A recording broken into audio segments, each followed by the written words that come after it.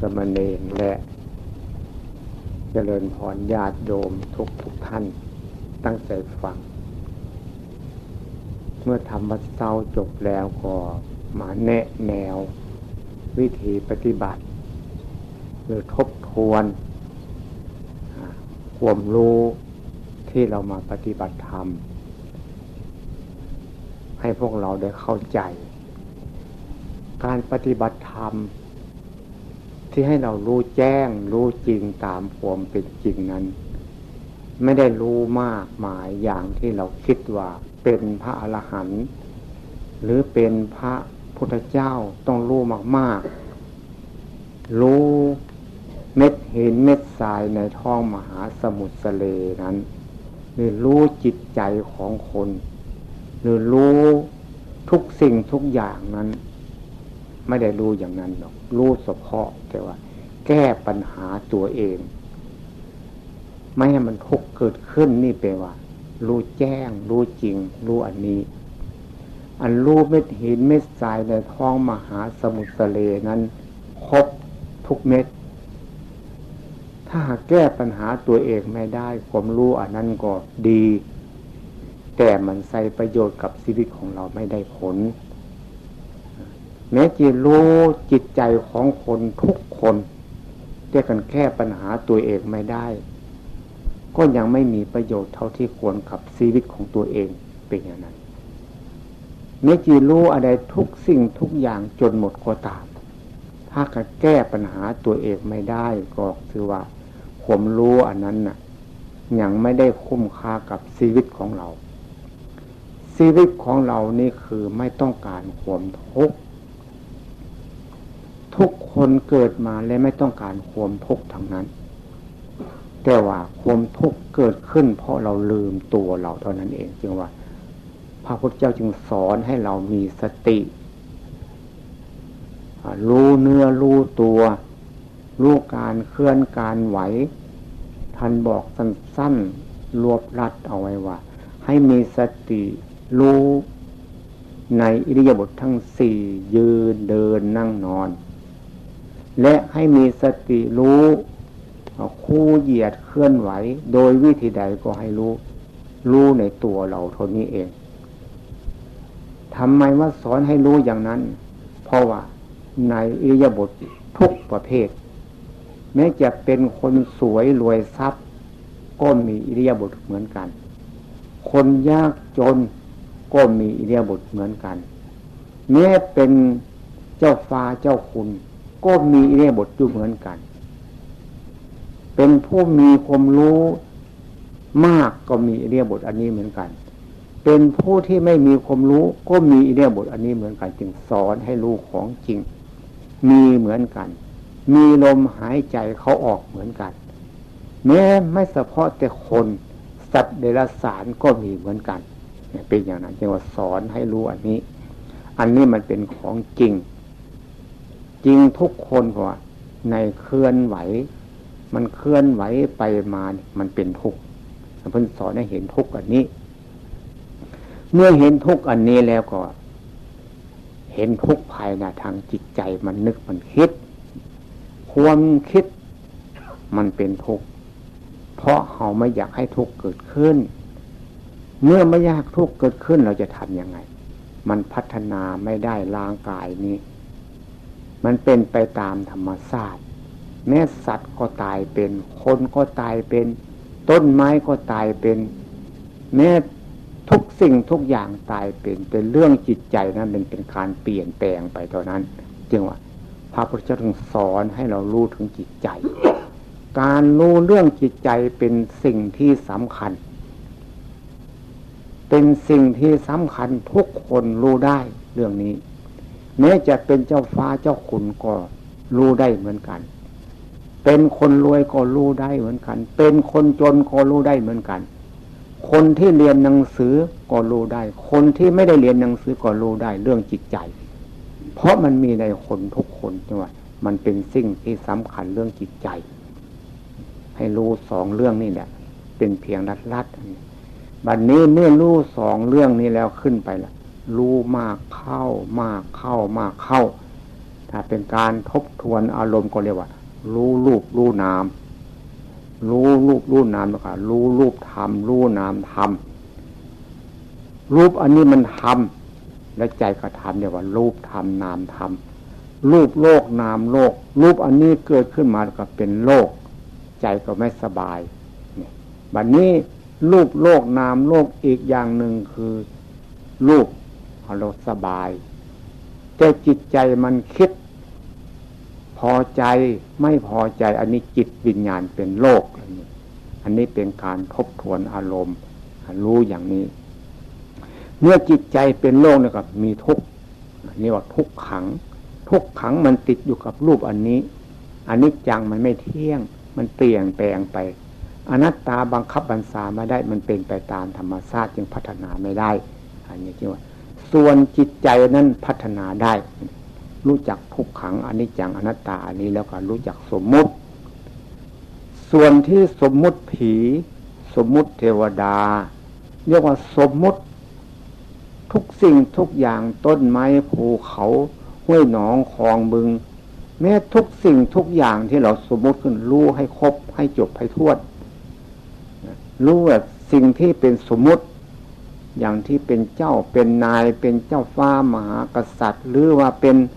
อันใดก็ตามแหละเป็นเจ้าฟ้าเจ้าขุนก็ตาม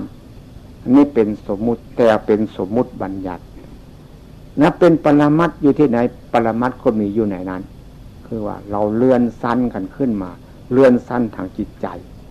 อันนี้เราเลื่อนสั้นกันเลื่อนสั้นด้วยข่มรู้เราเป็นเรียนแล้วก็สอบรายได้แล้วก็เลื่อนสั้นให้กันเป็นเจ้าคุณหรือเป็นพระครูเป็นอะไรนั่นเนี่ยบัดนี้คันถ้าเป็นทางข้าราชการก็ต้องเป็นตำรวจเป็นทหารเป็น10 ตรี10 โท10 เอกเป็นนายร้อยนายพันเลื่อนสั้นทางนี้อันนี้มันเป็นทางสมมุติแต่เรื่องทางปรมัตถ์เลื่อนสั้นทางจิตใจเลื่อนสั้นทางความรู้แต่ไม่ใช่รู้ที่อื่นนะไม่ใช่รู้เม็ดหินเม็ดทราย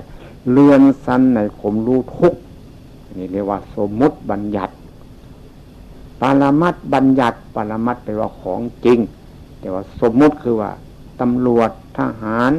ผู้ใหญ่บ้านกำนันครู10 ตรี10 โท10 เอกนั่นเป็นสมมุติแต่บัญญัติขึ้นกับเรียกว่าเป็นสมมุติบัญญัติกับเป็นปรมัตถ์ในตัวมันเพราะจริงโดยสมมุติเรียกว่าสมมุติบัญญัติปรมัตถ์บัญญัติที่แรกเราไม่รู้เรื่องรูปนามนี่บัดนี้เรามาทำความรู้สึกตัวมากขึ้นเกิดปัญญาเลื่อนสั้นขึ้นมารู้เรื่องรูปนามนี่ขึ้นมาเรื่องสมมุติขึ้นมานี่เลื่อนสั้นทางปรมัตถ์อันนี้เรียกว่าปรมัตถ์บัญญัติอัฏฐบัญญัติเรียกว่าลึกลับซับซ้อนยากบุคคลที่จะรู้เรียกว่าอัฏฐบัญญัติอริยบัญญัติเพิ่นว่าจัดเป็นอริยบุคคลอันนี้เพิ่นว่าอริยบุคคลอาลิแปลว่าฆ่าศึกงะแปลพ้นไปจากความทุกข์เห็นว่าอย่างนั้นนี่เป็นการเลื่อนสั้นทางปัญญาไม่ใช่ปัญญามีจากการศึกษาเล่าเรียนจากตำรับตำราอันนี้อย่างรู้จักไปอย่างที่เรียกว่าสมมุติบัญญัติปรมัตถ์บัญญัติอัฏฐบัญญัติไปอย่างนั้นบัดนี้เมื่อรู้จักสมมุติดีแล้วก็รู้จักศาสนาตามอารมณ์ที่หลวงพ่อรู้มาศาสนาแปลว่าคำสั่งสอนของท่านผู้รู้สอนคนสอนเข้าให้ตาเห็นดูตาเห็นหูฟังแล้วก็สอนการกระทำทุกสิ่งทุกอย่างสอนให้คนละจากการทำชั่วและทำดีเนี่ยตั้งอยู่ในความดีเลิกละจากการทำชั่วอันนี้เรียกว่าศาสนายังไม่เป็นพุทธศาสนาพุทธศาสนาบัดนี้ตัวเรือนสั้นคือตัวเรารู้เองพุทธะจึงแปลผู้รู้ผู้ตื่นผู้เบิกบานด้วยธรรมศาสนาก็แปลว่าที่พึ่งบางคนสอนให้พึ่งผีสอนให้พึ่งเทวดาเลิกงามยามดีเสียเคราะห์เสียเข็นอันนั้นเรียกว่าศาสนาสอนให้ละชั่วทำดีพุทธศาสนาไม่ต้องพึ่งใครจึงพุทธะจึงมาแปลผู้รู้ผู้ตื่นผู้เบิกบานด้วยธรรมศาสนาแปลว่าที่พึ่งเราพึ่งอันใดเราพึ่งได้จริงไหม ถ้าพึ่งได้จริงก็เรียกเป็นพุทธศาสนาถ้าพึ่งได้พอสู้คู่สู้เขาเรียกว่าศาสนา ศาสนาจริงแปลว่าที่พึ่งพุทธศาสนาแปลว่าที่พึ่งได้จริงพึ่งแล้วก็ไม่งอนแง่นหอนแคนที่ว่ามั่นคงไม่เปลี่ยนแปลงไม่แปรผันอันนี้เรียกพุทธศาสนามันสลับซับซ้อนเนี่ยว่ามันสลับซับซ้อนเกี่ยวลึกซึ้งความรู้อันนี้แปลว่าเลื่อนสั้นขึ้นไปตามขั้นตอนขึ้นไปเมื่อรู้พุทธศาสนาดีแล้วก็รู้บาปรู้บุญบาปก็คือมืดคือไม่รู้นั่นเองบุญก็คือสว่างทางจิตใจคือรู้แล้วก็ดีใจไม่ทุกข์อันนี้เป็นเริ่มแรกเบื้องต้นการพัฒนาทางจิตใจอันนี้เรียกว่าพัฒนารูปนามบัดนี้เมื่อรู้อันนี้แล้วมันเกิดความรู้ขึ้นมามันเป็นอุปสรรคอันนี้พูดให้ฟังตามความจริงเรียกว่าวิปัสสนูอุปกิเลส16ประการหรือแล้วแต่จะพูดแหละเนี่ยตามตำราพูดไว้แต่มันเป็นปีติมันเลยดีใจลักษณะดีใจอันนี้ไม่เป็นลักษณะใจดีใจว่าตัวรู้อันนั้นรู้อันนี้แต่มันมีทิฏฐิในตัวเป็นมานะในตัวคือมันอยากพูดอยากสอนอยากพูดอยากคุยเนี่ยอันนี้เป็นอารมณ์ของกิเลสเป็นอารมณ์ของวิปัสสนูเราเลิกอย่าไปติดแต่พอดีมันคิดเราต้องมาทำความรู้สึกตัวเรียกว่ามีสติให้เรามารู้สึกตัวมันก็วางความรู้อันนั้นเมื่อมันวางความรู้อันนั้นเราก็รู้สึกตัวทำความรู้สึกตัวให้มากขึ้นหลวงพ่อเคยสมมติให้ฟังเหมือนแมวกับหนูทีแรกนั้นน่ะหนูมันตัวอ้วนตัวโตแมวมันตัวเล็กๆเพราะมันรู้น้อยรู้เรื่องรูปนามเป็นความรู้อย่างน้อย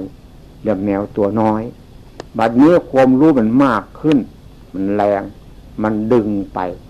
ดึงความรู้ไปดึงตัวรู้สึกตัวสติตัวความรู้นี่ดึงเข้าไปในความรู้อันนั้นมันเลยเข้าไปในความรู้อันนั้นเราจึงมาทำความรู้สึกตัวพี่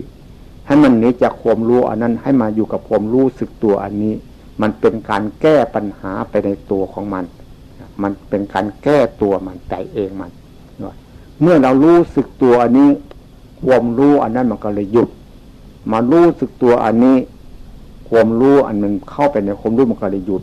อันนี้สมมติว่าเอาอาหารให้แมวกินแมวมันอ้วนขึ้นมาพอดีมีความรู้สึกอันนี้มากขึ้นพอดำมันคิดปุ๊บเราก็เห็นปั๊บหยุดได้ทันทีอันนี้แสดงว่าแมวมีกำลังหนูมันน้อยลงหรือมันอ้วนตามมันอ้วนมันทีก็ตามมันแต่แมวมันมีกำลังมากพอดีมันคิดปุ๊บแมวมันจับปั๊บทันทีเนี่ยเป็นอย่างนั้นพอดีมันคิดปุ๊บมันจับปั๊บเราก็มาดูที่ตรงนี้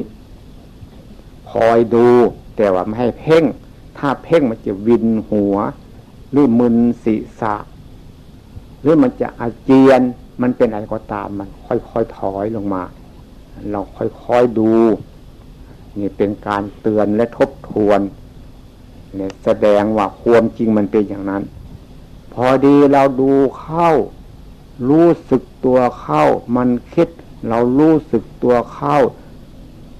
เราจะเกิดญาณปัญญาบัดนี้เป็นปัญญาญาณเป็นญาณปัญญาบัดนี้อันนี้ต้องแสดงว่าน้ำหนักของตัวเรา100 กิโลที่เคยถามมาหลายคนว่าอย่างน้อยที่สุดต้อง30หรือ40 กิโล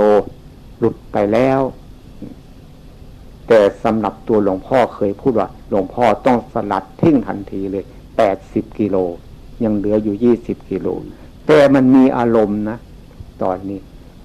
พอดีจิตใจมันสลัดออกจากการก็เรียกว่าจิตใจสูงจิตใจสูงกว่าเดิมเรียกว่าจิตใจหลุดพ้นแต่ก็ได้หรือว่าจิตใจสูงก็ว่าได้หรือว่าญาณปัญญาเกิดขึ้นก็ว่าได้มันเป็นเรื่องสมมุติพูดขึ้นมาอันนี้เรียกว่าเป็นปรมัตถ์ เห็นวัตถุวัตถุได้หมายถึงทุกสิ่งทุกอย่างที่มีอยู่ในโลกหรือมีอยู่ในตัวเราและปรมัตถ์กำลังเห็นอยู่เป็นอยู่มีอยู่กำลังสัมผัสอยู่นั้นเรียกว่าเป็นปรมัตถ์อาการหมายถึงสภาพความเปลี่ยนแปลงเนี่ยได้ต้นทางที่ตรงนี้ได้กระแสพระนิพพานที่ตรงนี้ทางไม่ใช่ทางเราจะเดินไปอย่างนี้นะเป็นทางจิตใจจิตใจมันรู้จิตใจมันเห็นจิตใจมันเข้าใจจิตใจมันสัมผัสได้เมื่อเห็นอาการแล้วก็รู้เห็นเข้าใจสัมผัสแนบแน่นโทสะโมหะโลภะมันจะแสดงอาการอย่างใดก็รู้เท่ารู้ทันรู้จักกันรู้จักแก้รู้จักเอาชนะโทสะเอาชนะโมหะเอาชนะโลภะได้เมื่อเอาชนะได้ก็หมายถึงว่าคนนึงมันน้อยคนนึงมันผู้ใหญ่หรือมันสูงคนนึงมันต่ำคนที่ต่ำจะตีคนจะซกคนที่สูงก็ซกยากคนที่สูงจะตีจะซกคนที่ต่ำก็สบายทีแรกเราไม่เคยรู้ไม่เคยเห็นไม่เคยเข้าใจไม่เคยสัมผัสสิ่งเหล่านี้บัดนี้เรารู้เราเห็นเราเข้าใจเราสัมผัสแนบแน่นกับสิ่งเหล่านี้หลวงพ่อก็เลยเปรียบเอาไว้ว่ามีเก้าอี้ใบเดียวมี2 คนที่จะเข้าไปแย่งนั่งเก้าอี้ใบนี้เรียกว่าในร่างกายเหล่านี้เองถ้าคนใดมีกำลังอ้วนพีเข้าไปเร็วก็ได้นั่งเก้าอี้แบบนั้นคนใดไม่มีกำลังไปทีหลังก็ไม่ได้นั่งทีแรกเราไม่เคยรู้ไม่เคยเข้าใจมีแต่ความไม่รู้มีแต่โทสะโมหะโลภะไปเป็นเจ้าของบัดนี้เราฝึกความรู้สึกตัวนี่แหละทำให้เกิดปัญญารู้แจ้งเห็นจริงตามความเป็นจริงแล้วบัดนี้ตัวรู้สึกเข้าไปก่อนเรียกว่าตัวสติก็ว่าได้หรือว่าตัวปัญญาก็ว่าได้จะว่ายังไงก็ว่าได้ตัวนี้เข้าไปก่อนตัวนั้นก็เลยเข้าไปไม่ได้เมื่อตัวนั้นเข้าไปไม่ได้เวทนาก็ไม่ทุกข์สัญญาก็ไม่ทุกข์สังขารก็ไม่ทุกข์วิญญาณก็ไม่ทุกข์เมื่อไม่ทุกข์แล้วเป็นยังไงก็เป็นปกติก็สบายอันนี้เรียกว่ามีศีลศีลจึงเป็นเครื่องกำจัดกิเลสอย่างหยาบสมาธิเป็นเครื่องกำจัดกิเลสอย่างกลางปัญญาเป็นเครื่องกำจัดกิเลสอย่างละเอียดตำราท่านว่าอย่างนั้นแต่บัดนี้เราก็มาทบทวนดูว่าเราทำนี่ถูกต้องแล้วหรือยังเราทำเนี่ยตามแบบพระพุทธเจ้าทำแล้วหรือยังเราจะได้ทบทวนว่าพระพุทธเจ้าสอนบอกว่าสอนคนที่กำลังยังไม่รู้ให้รู้สอนคนที่กำลังทำผิดให้มาทำให้ถูกต้องสอนคนที่มีทุกข์ทำให้หมดทุกข์ไปเนี่ยแต่กี้เราไม่รู้มาทำอย่างนี้เรารู้แต่ก่อนแล้วเราทำถูกหรือผิดเราไม่รู้แสดงว่าเราทำยังไม่ตรงมันยังไม่รู้บัดนี้เรามาทำอย่างนี้มันรู้ก็แสดงว่าเราทำถูกต้องมันบัดนี้แต่ก่อนเรามันมีทุกข์เพราะโทสะโมหะโลภะมารบกวนบัดนี้เรามารู้เรามาเข้าใจมาสัมผัสแนบแน่นอยู่กับสิ่งเหล่านี้โทสะโมหะโลภะไม่เข้ามารบกวนเราก็แสดงว่าเราไม่มีทุกข์ไม่ต้องเรียนอะไรมากไม่ต้องเรียนไปรู้เม็ดหินเม็ดทรายในท้องมหาสมุทรทะเลไม่ต้องเรียนไปนับเม็ดหินเม็ดทรายไม่ต้องไปเรียนอะไรมากความรู้มากๆอย่างที่เรารู้ว่าเป็นพระอริยเจ้าหรือเป็นพระอรหันต์เป็นอะไรก็ตามต้องเรียนรู้มากๆให้แตกสารทางปัญญาอันนั้นมันก็ดีแต่ว่ามันแก้ปัญหาตัวเองไม่ได้อันนี้มันแก้ปัญหาตัวเองได้อันนี้เป็นภาคหนึ่งเรียกว่าภาคต้นรู้เรื่องรูปนามภาคที่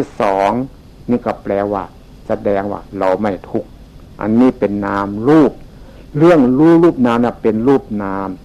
เรื่องเวทนาไม่ทุกข์สัญญาไม่ทุกข์สังขารไม่ทุกข์วิญญาณไม่ทุกข์อันนี้เป็นนามรูปเนี่ยเข้าใจจังเปียว่า ได้ต้นทางได้กระแสพระนิพพานได้ต้นทางคือเรารู้จักทางไปหาพระพุทธเจ้าได้กระแสพระนิพพานคือเป็นวิธีที่จะดับความร้อนให้มันเย็นลงหรือดับความทุกข์ให้มันน้อยไปเรียกว่านิพพานคือไม่มีทุกข์ท่านเรียกว่าได้กระแสพระนิพพานท่านว่าอย่างนั้นเรียกว่าได้ดวงตาเห็นธรรมและที่จะพูดมันเป็นเรื่องสมมุติที่หลวงพ่อมาทบทวนและมาแนะแนววิธีปฏิบัติที่หลวงพ่อได้ศึกษาเล่าเรียนมารู้น้อยๆเมื่อรู้ภาคนี้จบแล้วก็เลยมันก็เกิดปีติขึ้นมาปีติตัวนี้ก็เรียกว่าเป็นอุปสรรคเป็นสิ่งที่ขัดขวางแต่ทางตำราบอกปีติแล้วความอิ่มใจหลวงพ่อก็เลยมาอันนี้เรียกว่าเป็นจินตญาณลักษณะใจดีอันนี้ไม่ใช่ดีใจดีแล้วแบบนี้แต่ว่ายังไม่เป็นปกติแต่เพียงว่ารู้น้อยๆอย่างน้อยแต่พอดีมันคิดขึ้นมายินดีกับความรู้ตัวเองต้องถอนตัวออกมาอยู่ความรู้สึกมันดีใจก็ไม่เอาเสียใจก็ไม่เอาใจดีก็ไม่เอาที่มันความรู้สึกเมื่อทำความรู้สึกได้มากขึ้นเราก็จะลวกความยึดมั่นถือมั่นก็เป็นปีตินี่มันปีติมันจึงยึดมั่นมันจึงดีใจนี่ว่าจินตญาณนี่ว่ามันดีใจมันใจดีภูมิใจว่าตัวล้วนไม่ต้องอยู่กับนั้นมาเอาเพียงความรู้สึกเมื่อรู้สึกมากขึ้นก็รู้จักว่ากิเลสตัณหาอุปาทานกรรมสี่ข้อนี้เหมือนกันกับเวทนาสัญญาสังขารวิญญาณอันนี้มันอยู่ใกล้ๆกันจิตใจจะเปลี่ยนเป็นคนละตอนกันทันทีอันนี้จิตใจเลื่อนสั้นขึ้นเป็นปรมัตถธรรมเป็นอัฏฐบัญญัติเป็นอริยบัญญัติถูกสมมุติขึ้นมาเนี่ยเป็นอริยบัญญัติเป็นอัฏฐบัญญัติอัฏฐแปลมรรคแปดทันวากันอัฏฐแปลลึกลับซับซ้อนยากบุคคลที่จะรู้ท่านว่าอย่างนั้นจึงว่าเราไม่ต้องรู้มากรู้เพียงแค่นี้เป็นขั้นเป็นตอนไปเมื่อรู้กิเลสตัณหาอุปทานกรรมแล้วก็เป็นปกติขึ้นมาแล้วบัดนี้นี่ภาคที่สองนี่พอดีเป็นปกติขึ้นมาจิตใจมันคิดก็รู้สึกทันทีหรืออะไรมากระทบเรารู้สึกทันทีอันนี้เรียกว่าศีลเป็นเครื่องกำจัดกิเลสอย่างหยาบสมาธิเป็นเครื่องกำจัดกิเลสอย่างกลางปัญญาเป็นเครื่องกำจัดกิเลสอย่างละเอียดมันอยู่ที่ตรงนี้แต่อันนั้นมันเป็นคำพูดบัดนี้ทางตำราท่านบอกว่าเป็นปฐมฌานทุติยฌานตติยฌาน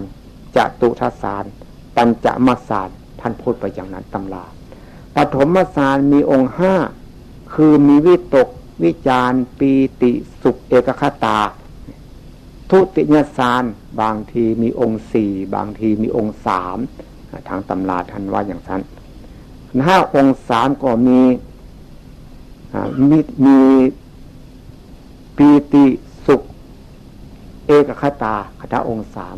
ถ้าองค์สี่ก็มีวิตกมีวิจารมีปีติมีสุขมีเอกคตาถ้ามีองค์สี่มันเป็นอย่างนั้นถ้ามีองค์สองก็ว่ามีสุขมีเอกคตาถ้าเรามีสองครั้งองค์สองเนี่ยมีสุขกับมีอุเบกขาท่านว่าอย่างตำราแต่ว่าเรามาปฏิบัติมันก็ถูกกับตำราแต่เราต้องรู้จักว่ารู้ทีแรกรู้เรื่องขันธ์ห้ารู้มาขั้นที่สองเนี่ยรู้เรื่องนามรูปคือเวทนาสัญญาสังขารวิญญาณแล้วก็กิเลสตัณหาอุปาทานมันมีองค์สี่ด้วยกันมันเป็นอย่างบัดนี้รู้เข้ามาขั้นปกติแล้วก็รู้ศีลขันธ์สมาธิขันธ์ปัญญาขันธ์สามบัดนี้องค์สามเดี๋ยวองค์สามศีลขันธ์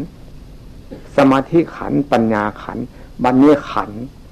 เราจีว่าขันธ์อะไรก็ได้จีว่าขันธ์ห้าก็ได้จีว่าขันธ์สี่ก็ได้จี ที่ว่าขันเดียวก็ได้มันมาแย้งกันคำพูดมันมาก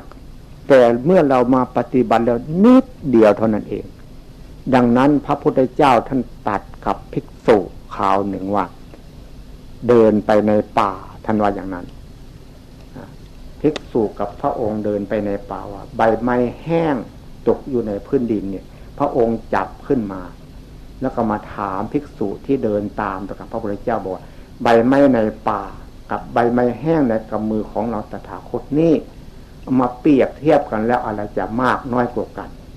ภิกษุที่เดินตามแต่กับพระองค์ไปนั้นบอกว่า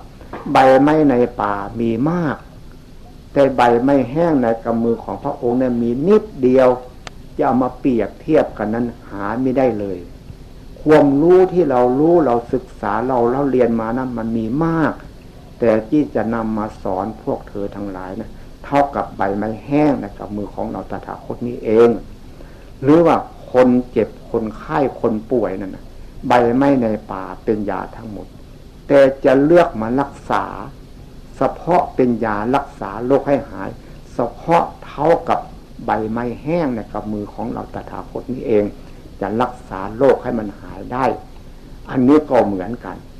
การเราทำมานั่นนะทำดีมามากแล้วแต่มันแก้ปัญหาตัวเองไม่ได้เรียนรู้มามากแล้วรู้พระไตรปิฎกจนจบก็ยังแก้ปัญหาตัวเองไม่ได้ก็แสดงว่าอันนั้นยังไม่ได้ยังไม่ถูกต้องญาณปัญญายังไม่ถูกต้องตามพระพุทธเจ้าท่านสอนความรู้อย่างที่หลวงพ่อพูดมานี้เป็นความรู้ที่แก้ปัญหาตัวเองได้ไม่ต้องรู้มากรู้น้อยๆแต่มันแก้ได้มันเป็นยาเมื่อมันเป็นเพชรหรือเป็นอะไรที่มันตัดหน้ากระจกได้ตัดไปแล้วมันเป็นรอยร้าวไปเลยรู้อันนี้แหละแต่ว่ารู้แล้วมันแนบแน่นอยู่ในจิตใจมั่นคงถาวรทำให้คำสอนของพระพุทธเจ้ามั่นคงเมื่อเราจะสร้างกุฏิวิหารสร้างโบสถ์สร้างอะไรก็ตามถ้าหากว่ายังไม่รู้อันนี้หลักพุทธศาสนาก็ยังมั่นคงไม่ได้มันมั่นคงทางวัตถุมันเจริญทางวัตถุถ้ารู้อันนี้แล้วทำให้หลักพุทธศาสนามั่นคงได้ทำให้หลักพุทธศาสนาเจริญได้ไม่เปลี่ยนแปลงไม่แปรผันมั่นคงถาวรเมื่อตัวเองไม่เปลี่ยนแปลงไม่แปรผันมั่นคงถาวรแล้วก็นำไปสอนคนอื่นให้คนอื่นได้รู้ได้เห็นได้เข้าใจนำแปลว่าฟื้นฟูหลักพระพุทธศาสนาทำบุญต่ออายุของตัวเองทำบุญต่ออายุพระพุทธศาสนาอันนี้แปลว่าเป็นปรมัตถธรรมปรมัตถ์แปลของจริงแปลว่าไม่เปลี่ยนแปลงแต่ถูกสมมุติขึ้นมาให้มันเป็นสมมุติพูดให้กันฟังเท่านั้นเองที่หลวงพ่อมาแนะนำมาทบทวนความรู้ความเห็นความเข้าใจกับพวกเราวันนี้มาเพียงให้รู้จักว่าศีลขันธ์สมาธิขันธ์ปัญญาขันธ์ขันธ์แปลว่ารองรับขันธ์แปลว่าต่อสู้อย่าว่าขันธ์ห้าก็ได้อย่าว่าขันธ์สี่ก็ได้อย่าว่าขันธ์สามก็ได้อย่าว่าขันธ์สองก็ได้อย่าว่าขันธ์เดียวก็ได้มันเป็นอย่างนั้นแต่ว่าที่นำมาเล่าให้ฟังวันนี้ตอนเช้าทำวัดเช้าจบแล้วแต่ทำสั้นๆเพื่อมาตักเตือนพวกเราไม่ให้พูดให้คุยกันมากตั้งใจทำเพื่อให้ญาณปัญญาเกิดขึ้น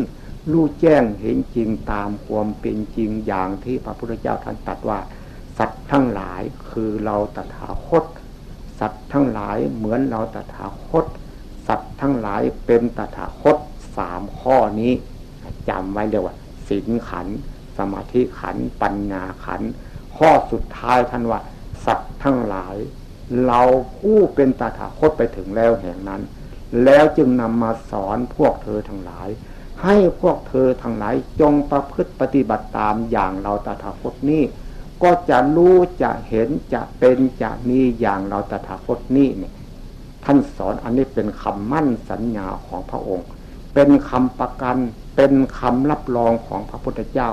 เราต้องทำตามพระพุทธเจ้าทำลงไปแล้วมันเกิดญาณปัญญา มันเกิดความรู้แจ้งเห็นจริงตามความเป็นจริงอย่างที่พระพุทธเจ้าตรัสไว้นั้นแสดงว่าเราได้ต้นทางเราได้ทางพระพุทธเจ้าเราเห็นพระพุทธเจ้าเราจะไปหาพระพุทธเจ้า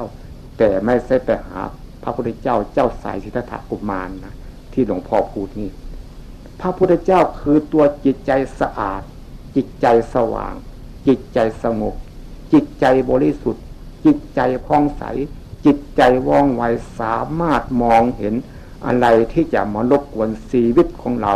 รู้เท่ารู้ทันรู้จักกันรู้จักแก้อันนั้นแหละคือจิตใจของพระพุทธเจ้ามีแล้วในคนทุกคนจะถือศาสนาไหนก็ตามนุ่งผ้าสีอะไรก็ตามศึกษาได้ทุกคน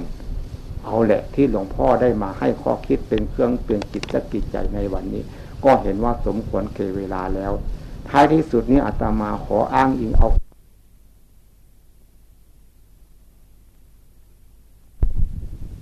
เย็น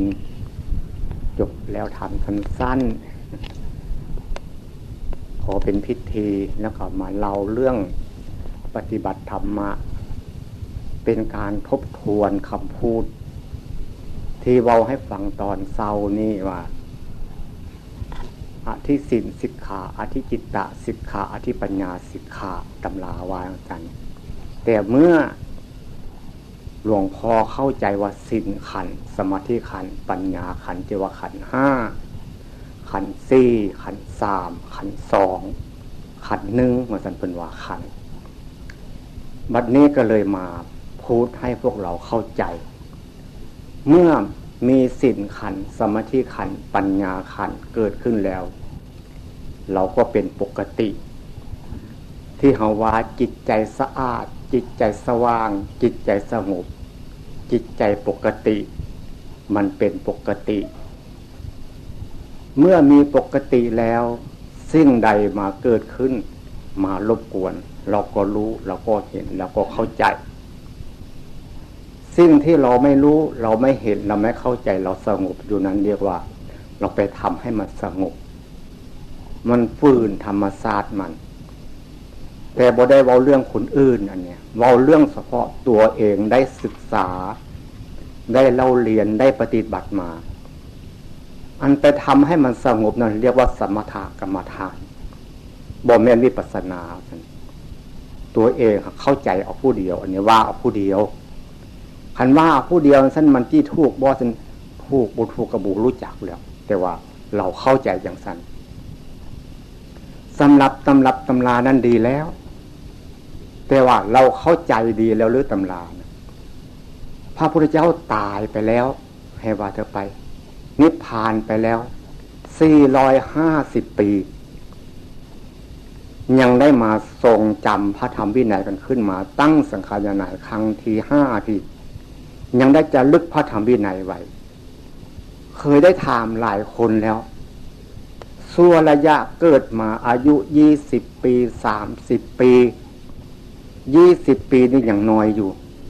30ปี40ปี50ปีถามตั้งแต่10ปีพี่แหละขึ้นไปพ่อแม่บอกอันใดคำแรกที่สุดจำได้บ่นั่งหรือนอนจำบ่ได้จักคนถามมาหลายคนแล้วเรื่องนี้บัดนี้พระพุทธเจ้าตายไปแล้วบัดเนี่ย450ปีแล้วคนที่เขียนพระธรรมวินัยจารึกขึ้นมานั่นนะ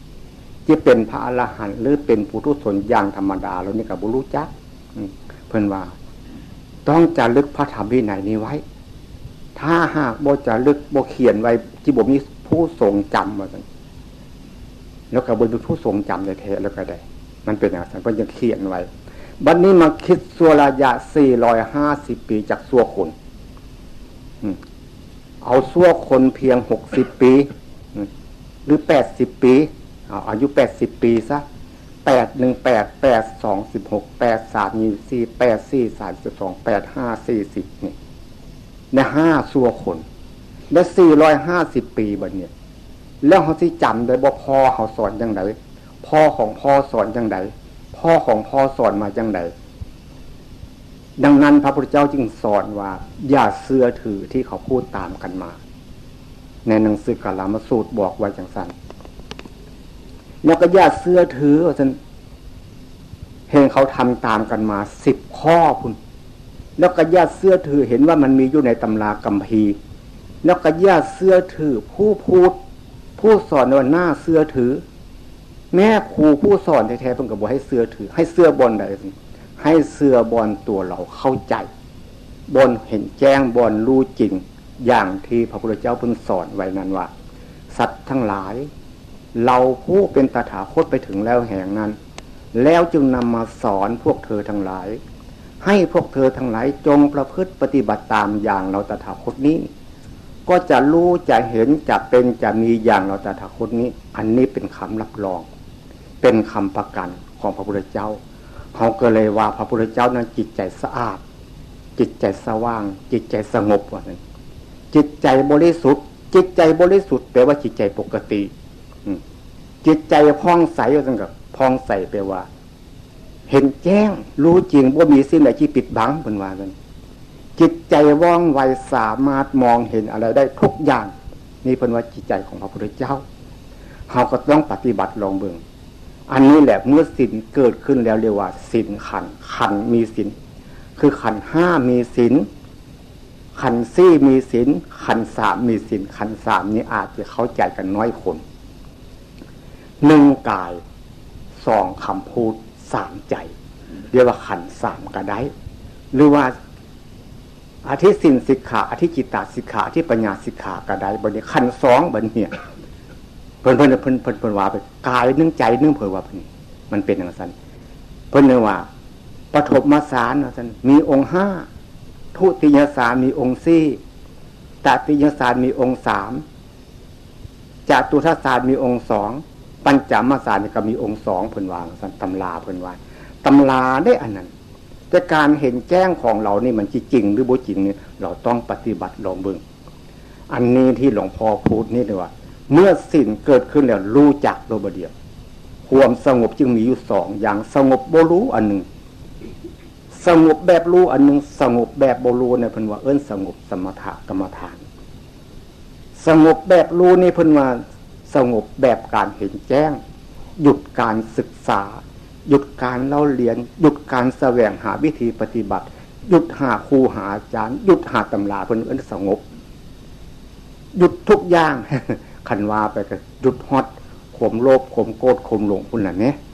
หยุดมัดเพิ่นว่าหยุดอันนี้เพิ่นว่าสงบพอหยุดคันถ้าหากเฮายังบ่หยุดอยู่สงบบ่ได้นี่เข้าใจไปอย่างนั้นจึงว่าให้เฮาศึกษาและปฏิบัติจริงๆมาปฏิบัติเที่ยวนี้ก็เรียกว่าได้ยินคุณสัมผัสว่าให้ฟังจำนวนคนมาปฏิบัตินี่60 กว่าคนหลวงพ่อว่าซั่นจำนวน60 กว่าคนนี่ถ้าหากเขาปฏิบัติรู้น้อยเขาก็สอนกันน้อยได้สมาชิกผู้หนึ่ง60 คนก็ได้60 คนก็ได้120 คนถ้าหากเขาตั้งใจกันอีกตื่มปีต่อไป120 คนน่ะมาปฏิบัติอีกตื่มเราก็จะมีความรู้เพิ่มเติมกันขึ้นอีกตื่มก็ได้200ขึ้นไปได้400ขึ้นไปได้800ขึ้นไปเป็นพันขึ้นมาดังนั้นคำสอนของพระพุทธเจ้าว่าเอาสวดธรรมวัดเสาพระธรรมของพระศาสดาสว่างเปรียบดวงประทีปมันลิบดีอยู่ถอยแต่จีมอดเขามาปฏิบัตินี่ก็คือการถอยหน้าถอยหลังคานแด่มันแด่คานแด่มันแด่มันเป็นอย่างนั้นเลยเดี๋ยวตั้งใจปฏิบัติการปฏิบัติเที่ยวนี้จีว่าเข้มข้นกันพูดกับบ่พูดหลายพูดแต่เนื้อในใจความมันแท้เมื่อรู้สิ่งขันธ์สมาธิขันธ์ปัญญาขันธ์แล้วรู้สมถกรรมฐานกับวิปัสสนากรรมฐานรู้ทันทีรู้ที่ตรงนี้เมื่อรู้สมถกรรมฐานแล้วก็วิปัสสนาญาณเกิดขึ้นเดียวเป็นปกติแต่เมื่อยังเป็นสมถะอยู่บ่เป็นปกติมันจิตใจวั่นไหวสะทกสะท้านอย่างนั้นอย่างนี้บ่เป็นปกติสัญญาพออันเนี้ยผู้อื่นอาจจะเป็นปกติบ่ฮู้จักเมื่อสิ่งอันนี้ปรากฏขึ้นแล้วปกติแท้ๆทุกคนต้องมีอันนี้เพื่อเป็นปรมัตถ์ปรมัตถ์แปลว่าของจริงของแท้บ่เปลี่ยนแปลงบ่แปรผันบ่ได้สมมุติ อย่างที่เขาสมมุติว่าครูบานั้นครูบานี้สมเด็จนั้นสมเด็จนี้บ้านอย่างเพราะเอิ้นสมเด็จ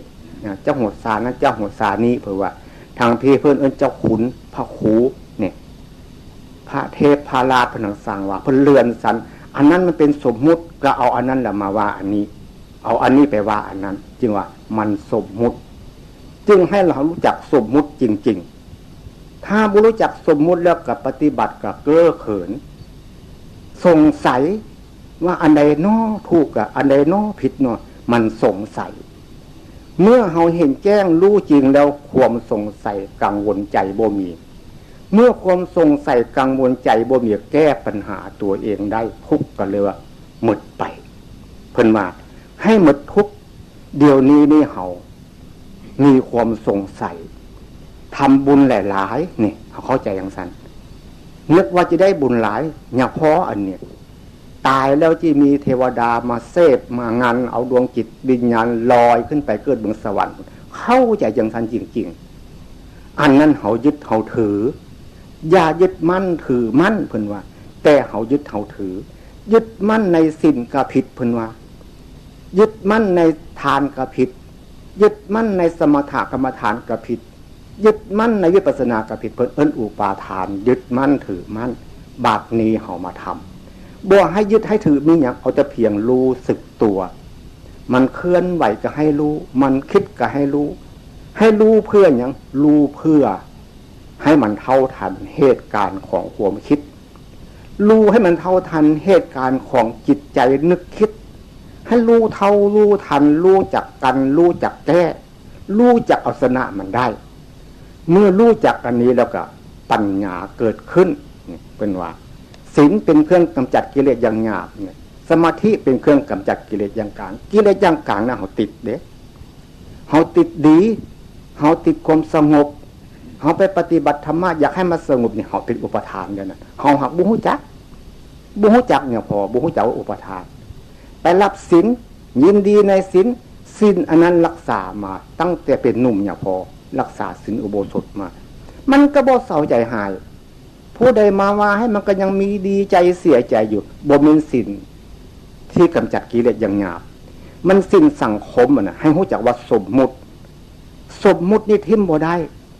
สังคมนี่อยู่กับสมมุติจึงว่าให้เขารู้จักจริงๆถ้าหากเขารู้จักจริงๆแล้วแสดงว่าเขาเข้าถึงพระพุทธเจ้าเขาเข้าถึงพระธรรมเขาเข้าถึงพระสงฆ์พระพุทธเจ้าก็คือว่าให้ฟังนั่นแหละอยู่ใสอยู่บนจิตใจสะอาดอยู่บนจิตใจสว่างอยู่บนจิตใจสงบบนจิตใจบริสุทธิ์บนจิตใจผ่องใสจิตใจว่องไวสามารถอันใดมาพานใจเขาคิดนะมันพานเรียกว่าพานเอาเขาบุหุจักเนี่ยมันพานไปพานมาใจมันวันไหวเขาบุหุจักถ้าหากเขาใจเขาเป็นปกติใจผ่องใสใจว่องไวแล้วสามารถมองเห็นทุกอย่างทุกแง่ทุกมุมอันนั้นชื่อว่าจิตใจของพระพุทธเจ้าเขาก็เลยเอื้อนพระอรหันต์ว่าซั่นแต่เขาเข้าใจว่าอยากดีเนี่ยพระอรหันต์ต้องมีฤทธิ์มีเดชเนี่ยเข้าใจอย่างนั้นมันเข้าใจผิดกันกับคำพูดความจริงแท้ๆเขาอยากดีอยากมีฤทธิ์มีเดชอยากมีอิทธิปาฏิหาริย์อันนั้นเป็นอุปทานทั้งหมดที่อย่าพอว่านี่นะแต่ผู้อื่นที่เป็นบ่เป็นบุหุจักอย่าพออยากเป็นอย่างนั้นแต่ก่อนอย่าพออยากเป็นพระฤาษีเตาไฟเพราะอย่าพอเป็นเนน้อยในบุหุจักครูบาบอกตื่นมาเมื่อเช้าก็ไปมืนตาใส่ตะเวนพุ่นมืนตาจังซี่แล้วบ่พับ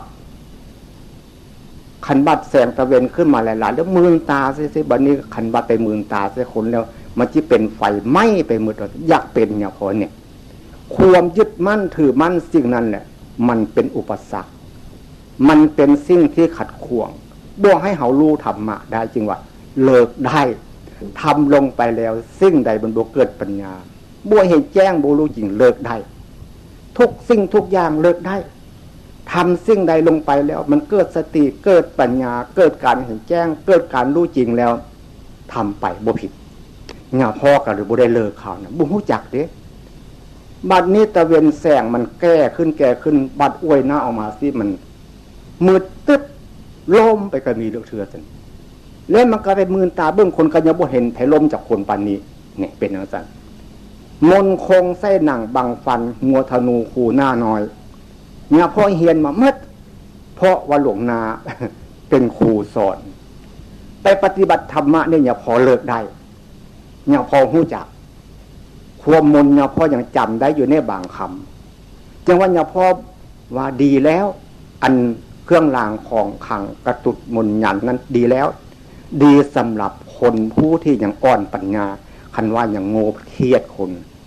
คันแสดงตามคำสอนของพระพุทธเจ้านั้นว่าพระพุทธเจ้าสอนคนที่ยังคันว่าตามความจริงนะก็ว่าสอนคนที่ยังโง่นั่นแหละให้สลาดขึ้นมามันยังโง่มันยังเป็นทั้งสันสอนคนที่ยังทำผิดอยู่แหละให้มาทำถูกพันวานังสันสอนคนที่ยังมีทุกข์อยู่นั่นแหละให้เขาหมดทุกข์ไปแล้วเขาสอนกันซุมือนี้สอนให้สลาดหรือสอนให้โง่บ่ฮู้จักเนี่ยพอก็ได้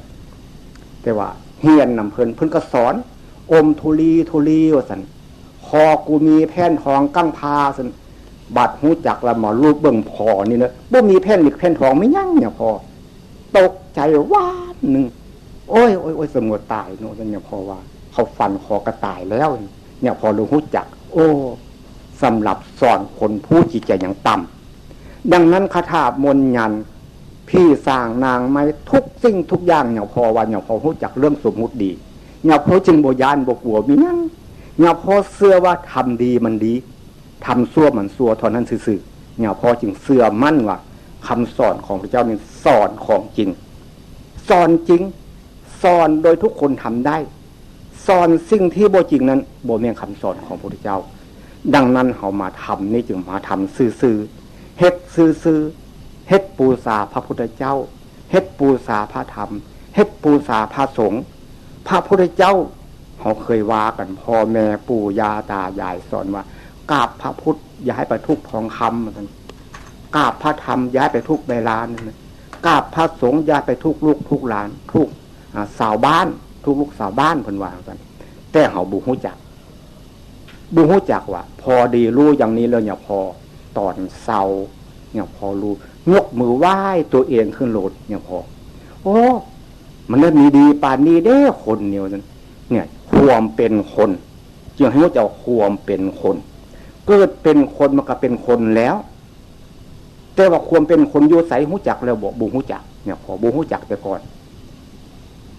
เมื่อหูจักมันเนี่ยความเป็นคนอายุ40 ปีอย่างหูจักเรื่องของคนมันเนี่ยเรื่องของคนมันคิดสับสนวุ่นวาย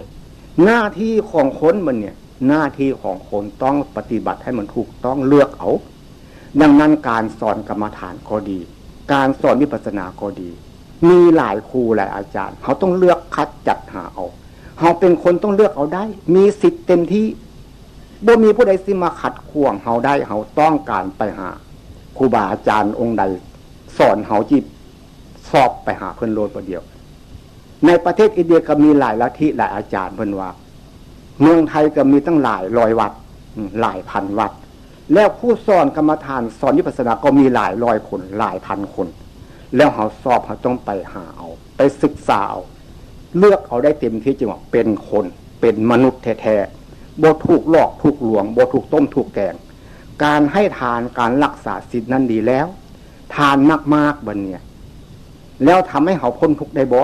พ้นบ่ได้ก็ดีแล้วอันนั้นก็เป็นสังคมถ้าหากบ่ให้จังซั่นแล้วเดือดร้อนบ้านเขาจึงให้เขารู้จักสังคมจริงๆให้เขารู้จักสมมุติจริงๆเมื่อรู้จักสมถะกรรมฐานดีแล้วก็รู้จักวิปัสสนาปัญญาเป็นเครื่องกำจัดกิเลสอย่างละเอียดว่าซั่นกิเลสอย่างละเอียดคืออย่างใดรู้จักบ่รู้จักไปก่อนบ่รู้จักความสงบก็เป็นกิเลสอยากได้บุญก็เป็นกิเลสไปนั่งสมาธิก็เป็นกิเลสโอ้ยกิเลสหลายอย่างทุกสิ่งทุกอย่างเลยรู้จักกิเลสอย่างละเอียดเว้าสรุปสั้นๆเพราะว่าเวลามันจิตไหลเข้ามาเนี่ยพอเข้าใจว่าเลือดทุกหยดเนี่ยพ่อเคยว่าจังซี่มีปาดเราเรียกพาบาดหรืออย่างบาดตามปกติเลือดมันพุ่งออกมาบักบาดพอดีมีดบาดเขาเลือดมันจะกลับคืนหมดทุกหยดนี่กิเลสอย่างละเอียดพอรู้จักจังซี่แล้วก็ นี่แหละคือความบ่มีทุกข์แท้ๆมึดทุกข์แท้ๆเพราะบ่มีสิ่งใดที่ศึกษามึดเท่านั้นคนเรื่องชีวิตของคนยังว่าตายแล้วเกิดกับผิดตายแล้วสูญกับผิดลักษณะจิตใจมันเปลี่ยนไปเป็นขั้นเป็นตอนไปจึงว่าปฐมฌานมีองค์5เพิ่นว่าทุติยฌานมีองค์4ตติยฌานมีองค์3ปัญจมฌานจตุทัสสานมีองค์2ปัญจมฌานก็มีองค์2เพิ่นว่าปฐมฌานมีองค์5คือวิตกวิจารปีติสุขเอกคตาปฐมฌานทุติยฌานน่ะมีวิจารปีติสุขเอกคตาซั่นตติยฌานบัดนี้ว่ามีสุขมีเอกคตาจตุทัสสานปัญจมฌานข้างกลางมีสุขมีอุเบกขาเพิ่นว่าสันตำราเพิ่นว่าบาดเนี่ยพอว่านี่มันได้บ่เป็นจังซั่นได้บัดนี้ปฐมฌานนั้นรู้เรื่องขันธ์5ว่าซั่นทุติยฌานรู้เรื่องขันธ์4ว่าซั่นหลวงพ่อเข้าใจจังซั่นตติยฌานเนี่ยมาเนี่ยรู้เรื่องขันธ์3ขันธ์2มาแล้วเข้าใจขันธ์2นี่แปลว่าขันธ์5บ่ได้ผูกปุ๋งเนี่ยบาดจิตจบมานี่เลือดทุกหยดบ่ออกจากปากบาดแปลว่าบ่ทุกปุ๋งเพราะเรารู้เท่าทันเหตุการณ์ของความคิดดังนั้นทุกคนทำได้อย่างเนี่ยพอว่าแต่ว่าทำอย่างอื่นเนี่ยพอบูฮู้จักก้อนที่จิวฮู้จักจิเข้าใจนี้ทำความรู้สึกตัวนี้เองพลิกมือขึ้นกับรู้สึกตัวคว่ำมือลงกับรู้สึกตัวเอียงซ้ายเอียงขวาสิรู้สึกตัวก้มเงยรู้สึกตัวความรู้สึกตัวนี่เพิ่นเอิ้นมีสติความรู้สึกตัวในเพิ่นเอิ้นตื่นตัวความรู้ใจคิดในเพิ่นเอิ้นตื่นใจรู้สึกตัวรู้สึกใจตื่นตัวตื่นใจเพิ่นว่าอย่างนั้นพ่อแม่สอนทางธรรมะเพิ่นว่ามีสติมีสมาธิมีปัญญาส่วนปัญญานั้นมันเกิดขึ้นมาพร้อมกันที่ว่าเป็นปัญญาปรมีหลวงพ่อเข้าใจปัญญาปรมีเนี่ยหาบอกกันว่าปัญญายุเปโตสุขโตวิตละโคภาเสยยะเสโกทะสัญญาณทาโลไปอย่างนั้นแต่ความจริงแล้วมันแปรไปได้เมื่อหลวงพ่อไปปฏิบัติปัญญามีแล้วปาละเรือพร้อมว่าซั่นมีมัดทุกคนปาละเรือพร้อมที่จะรู้ได้มัดทุกคนจึงว่าถ้าหากเขารู้จริงแล้วต้องกล้ารับรองคำพูดคำสอนของพระพุทธเจ้าบ่ต้องหวั่นไหวบ่ต้องสะทกสะท้านเพราะเรารู้แจ้งเห็นจริงตามความเป็นจริงทุกคนปฏิบัติได้จริงๆบ่แม่นได้ปฏิบัติรู้ได้เป็นทางใดจิตใจมันจี้หดเข้ามันหดเข้าคืออันปิ่งอย่างพอวานเอาน้ำยาใส่กับน้ำปูนเป็นหดเส้นปิ่งมันจี้กลัวมันจี้เป็นอย่างนั้นกลัวอันใดจนกลัวสิ่งที่มันบ่ถูกต้องกลัวสิ่งที่มันผิดมากลัวกิเลสก็ได้กลัวตัณหาก็ว่าได้กลัวความมืดก็ว่าได้กลัวความหนักก็ว่าได้จักที่ว่าจังได๋มันเรื่องสมมุติจึงมีมาเท่ากับใบไม้ในป่าอันตัวปรมัตถ์จริงๆนั่นเท่ากับใบไม้แห้งกับมือเดียวคุณว่าจังซั่น จึงว่ามาปฏิบัติธรรมะเที่ยวนี้เว้าเข้มข้นเพราะเป็นการทบทวนให้ทุกคนจำแล้วเอาไปปฏิบัติรู้อย่างอื่นแก้ไขปัญหาบ่ได้เนี่ยพอรู้มาหลายอย่างเฮียนก็หลายปีเติมได้เฮียนนำเพิ่นก็ได้เฮียนครูบาอาจารย์ปี6เดือนทั้งทำกรรมฐานทั้งเฮียนหนังสือเป็นอย่างนั้นครูบาต้องเคี่ยนต้องตีแต่ได้ตั้งแต่วันทิตวากับราชโตแต่ก่อนมันเรียนไปอย่างนั้นแต่ได้เพราะครูบาเป็นผู้บังคับเนี่ยครูบาเพิ่นเรียนมูลกระจายไปจากจังหวัดอุบลเพียงบ่มีลูกศิษย์ลูกหาเพิ่นเอาหลวงพ่อไปเนรน้อยไปบวชนำเพิ่นก็บังคับเอาแล้วของลานนี้โอ้ยทุกข์หลายเนี่ยพอนั่งขัดสมาธิอยู่นั่นแหละพุทโธพุทโธหายใจเข้าพุทหายใจออกโธเอาพระพุทธเจ้ามาไว้หัวใจนี้ให้เฮ็ดโยงสั้นอยู่ตลอดเวลานี่เป็นอย่างนั้นแล้วมันจิเข้ามาได้จังได๋พระพุทธเจ้าอันนั้นแต่เพิ่นก็ดีจังหวะทุกสิ่งทุกอย่างดีแล้วครูบาอาจารย์สอนนั่นนะบัดนี้เอาไว้สะกอนความดีอันนั้นอย่าไปยึดไปถืออย่างที่อย่างพอวานี่บ่แม่นว่าให้เลิกให้เศร้าเด้อย่าไปยึดไปถือลองเฮ็ดอันนี้ลองเบิ่งสะกอนอ้าว ย่างนานบ่เกิน3 ปีรับรองจริงๆเรื่องนี้บ่มากก็น้อยย่างกลางให้เวลาปีนึงย่างเร็วที่สุดน่ะ90 วันอานิสงส์นี่บ่ต้องพูดเลยเรื่องโทสะโมหะโลภะนี่มันจะจางไปลดบเดียวละจางไปลดทีเดียวถ้ามันมี100%เนี่ยอย่างน้อยที่สุดมันจะลดไปละจาก60%ที่เหลืออยู่40%อย่างมากอะบางทีอาจจะแห้งไปก็ได้แต่มันบ่แห้งดอกอย่างที่เนี่ยพอว่านี่นะมันสมมุติผู้น้อยมันจะยื้อซกผู้ใหญ่นี่ยื้อบ่ถึงพอดีผู้น้อยจะลุกขึ้นมาผู้ใหญ่บอกกดหัวไว้รถมันเกิดขึ้นบ่ได้เพิ่นเอิ้นว่าพ้นไปเพิ่นว่าจิตหลุดพ้นแล้วซั่นจิตพ้นไปจากความทุกข์จิตพ้นแล้วญาณย่อมมีเพิ่นว่าเมื่อเฮาจิตเฮาพ้นไปอันใดต้องเห็นอันนั้นจิตพ้นอันใดไปต้องเห็นอันนั้นพ้นโทสะก็ต้องเห็นโทสะพ้นโมหะก็ต้องเห็นโมหะพ้นโลภะก็ต้องเห็นโลภะพ้นกิเลสต้องเห็นกิเลสสิ่งที่พ้นไปแล้วนะกลับมาปิดบังบ่ได้เพิ่นเอิ้นว่าจิตสะอาดจิตสว่างจิตสงบจิตบริสุทธิ์จิตพองใสจิตว่องไวซั่นว่ามันเป็นจังซั่นแต่ความจริงละอันนี้ที่เนี่ยพอมาเว้าสู่ฟังเนี่ยความจริงมีหมดทุกคนบ่ยกเว้นคือศาสนาใดก็มีผู้หญิงก็มีผู้ชายก็มีพระสงฆ์องค์เจ้าก็มีผู้เรียนหนังสือมากๆก็มีผู้บ่ได้เรียนหนังสือก็มีเพราะมันมีชีวิตคือกันทุกคนจึงยกเว้นบ่ได้จริงว่าพุทธศาสนานี่ถือว่าบ่เป็นของไผเป็นของกลางๆเป็นของผู้ปฏิบัติรู้และเข้าใจและนำมาเผยแพร่ทำให้พุทธศาสนาเจริญได้อันเฮาสร้างโบสถ์นั้นเจริญอยู่เจริญทางวัตถุแต่จิตใจบ่เจริญอันนี้เฮามาสร้างอันนี้บัดเนี่ยจิตใจมันเจริญสมมุติเอานะบัดเนี่ยเฮามาสร้างโบสถ์หลังนึงมึกเงินเป็นล้านเฮามาสร้างกุฏิน้อยๆนี่นะเงินล้านนึงมันจะได้จากหลังเรามาคิดบังนู้บัดเนี่ยแล้วให้คนมาอยู่ปฏิบัติธรรมะเนี่ยเพราะว่ามันมีประโยชน์สร้างโบสถ์หลังนึงบางทีจีมีผู้ได้ไปบวชหั่นเป็นพระอริยบุคคลได้บ่จาก10 คนว่าอย่างมากสร้างกุฏิหลังน้อยๆนี่เนี่ยพอว่ากันถ้าหากมีความสามารถสอนกันแล้วปีละคนนี่มี10 หลังก็ได้10 คนลดบาเดียวบัดนี้อันทำให้คนเป็นอริยบุคคลนั่งกับสร้างวัตถุนะอันใดสิดีกว่ากันเราต้องคิดให้มันดีถ้าหากเราเป็นสาวพุทธจริงๆเราพุทธศาสนาสอนเรื่องอะไรเราจะได้รับรองเป็นลูกศิษย์ของพระพุทธเจ้าเป็นผู้ที่เข้าใกล้กับพระพุทธเจ้าจริงๆจึงว่าผู้ใดรู้ธรรมผู้ใดเห็นพระพุทธเจ้าผู้ใดบ่รู้ธรรมก็บ่เห็นพระพุทธเจ้าแล้วรู้ธรรมเขาจิไปเห็นพระพุทธเจ้าพุ่นบ่แม่อย่าพอเว้าจังซี่เว้าตามใจตัวเองไงเนี่ยไผสิมาขัดข้างก็ขัดข้านไปก็บ่เป็นหยังอย่าพอเว้าตามอุดมการณ์อย่าพอเห็นพระพุทธเจ้านั่นคือเห็นตัวเฮานี่บ่เดียวเห็นตัวเฮาเนี่ยตัวเฮาเป็นพระพุทธเจ้าเนี่ยบ่แม่นเฮาว่าอยู่แล้วเด้พุทธานุพุทธังว่าซั่นสามะสีดาทิทิงว่าซั่นผู้ตรัสรู้ตามพระพุทธเจ้ามีศีลและทิฏฐิเสมอกันว่าซั่นมีศีลคือพระพุทธเจ้ามีทิฏฐิคือพระพุทธเจ้า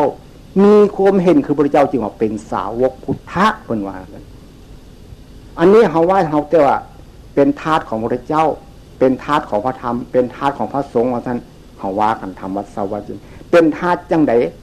คันบัดไปไว้เปิดแปรบนอื่นพุ่นบ่ได้ไว้พระพุทธเจ้าจักเทื่อเนี่ยไว้พระพุทธเจ้าจึงออกไปทึกแต่ทองคำพุ่นไว้พระธรรมจะไปทุกแต่ตุกกัมภีร์หนังสือพุ่นไว้พระสงฆ์ได้คันผู้ใดเอาผ้าเหลืองมาใส่ก็ไว้ไปโลด